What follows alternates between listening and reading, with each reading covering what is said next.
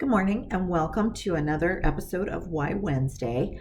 I'm Nancy and I'm the owner operator of a local supplemental educational business located in the Des Moines metropolitan area.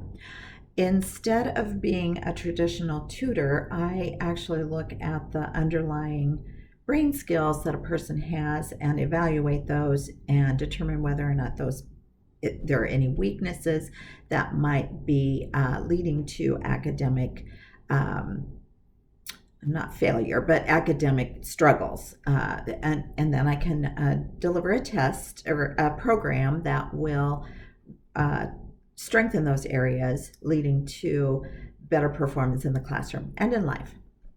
I have been taking you through this book, Unlock the Einstein Inside. It is written by our founder, Dr. Ken Gibson. Dr. Gibson has devoted close to 45 years to cognitive skills, and he has amassed a significant amount of research. He's also been the impetus to get others interested in cognitive research and how that affects individuals. So this is some valuable information. Last episode was about chapter 1, and today I'm going to talk to you about chapter 2, and it's entitled Misinterpreting Test Results.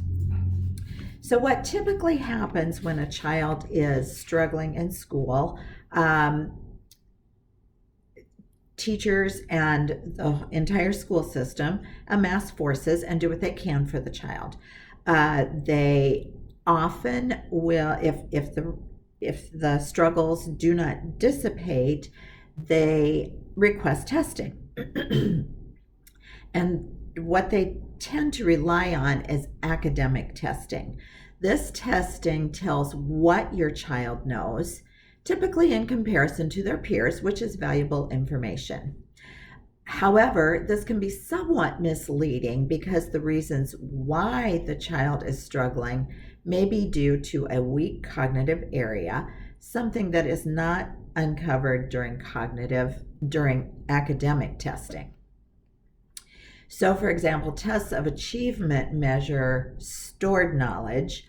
All of the FAST tests and all of the benchmarking tests that schools give, typically 3 times a year, are measuring knowledge and acquired skill. They are not measuring cognitive function. An IQ test does measure cognitive mental skills and basic processing ability. So they do handle a little bit of cognitive evaluation. This is still a problem because you get a lump sum score, and that score is an average of all of the subtests, and it does not take into account that a person can do very well on several subtests but be very low in a key area or two, which leads to misinterpreting results. For example, if you have a 120 IQ, that's above average, but you can still have that, you can still reach that score if subtest scores are high, but maybe you have a memory that is very, very low. You're still going to struggle in the classroom because of that low score. And an IQ test is not going to reveal that. They can mask or overlook learning problems that deserve deliberate and specific attention. Many bright students struggle with reading. Generally, their cognitive skills test high except for phonological awareness, excuse me, which can severely limit both educational success and work performance. Many schools, almost all schools, recognize this, and they have they generally focus on phonological awareness and phonemic awareness and developing that ability in preschool, kindergarten, first grade. But then after that, if the child, they assume the child hasn't developed enough to support reading, and so it's no longer part of the general curriculum. But back to school testing. If there is a 2-year discrepancy between an IQ score and the child's achievement, that child is typically labeled with a learning disability. If both IQ and scores are low, the student is considered naturally slow, and in most cases, they will never receive any special help that addresses the problem. They will be put into a learning environment that is tailored to them, but they will not be expected to learn what their peers are learning. And that's what I mean by it. It doesn't address the problem. There are typical responses to learning problems. I'm going to talk about 5. And this is in an academic setting. One way to respond to learning problems is to focus on the strengths that an individual brings to learning. They may compensate for weak skill. A skill may be so weak that it can cripple and mask the strengths, but using the weak skill less does not lead to strengthening it. Another response to a learning problem might be to accommodate, and this is in the form of special ed often. Students are taught to adapt or to live with their learning problem.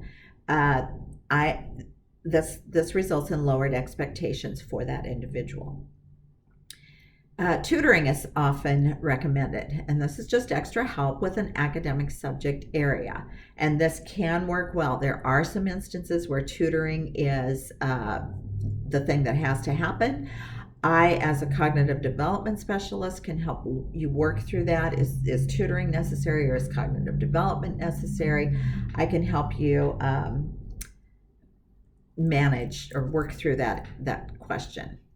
Tutoring can work well, especially if you're moving to a new, more rigorous academic district, filling in the gap of some things that they've missed. Sometimes tutoring is exactly what's needed if your child has missed school, extended school because of an extended illness, or just an unexplained gap in academic knowledge. Maybe they slept through the entire multiplication unit, and so they need some help getting that. Tutoring can help in those instances. It usually results in smaller gains. Let me back up. If there is not a reason for tutoring that I just talked about, tutoring can work, but it usually results in smaller gains, and the need for continued or repeated tutoring as new learning is introduced is usually ever present, and it becomes a cycle that has to be repeated. Tutoring also tends to conceal the real problem. If tutoring is netting a very small growth, or if tutoring is needed year after year, most likely weak cognitive skills are the culprit. The fourth approach to a response to learning problems may be medication, especially in the case of ADHD. Studies have shown that in the vast majority of kids diagnosed with ADHD, that it is not only attention skills that are low. Working memory tends to be low also. Processing speed tends to be low. Long-term memory, there's a cluster of skills that tend to be weak, and all of these play a significant role in the ability to maintain attention and focus. All skills, not just attention, need to be addressed for a true change. Medication only targets attention and does not address these other areas that are leading to the attention problem in the first place. Because of this, this condition is highly overdiagnosed. I've talked about 4 ways that schools typically address learning disabilities or learning struggles. All of those that I talked about are workarounds. They ignore the underlying issues. They ignore the reason why someone is struggling. They ignoring or working around or using medication to help address a learning issue is ignoring the weak areas, and it is guaranteeing that the problem will never be solved and it will continue year after year. The 5th way is what Metro Learning Solutions does. It attacks the weak skill through training. We first find out what is causing the learning problem to begin with, and then we administer a program that focuses, not ignores, the weak areas. The philosophy of cognitive development is to find out what's weak and then focus and train that so it is no longer a weakness. What we now know through copious amounts of information, both from our research and from at least 15 other different sources, including the Department of Ed and the National Institute of Health. What we now know is that weak skills can be made stronger. Weak cognitive skills can be made stronger. There is abundant evidence from brain research that shows that the mind can continue to grow no matter the age of the person and no matter how weak the skills are.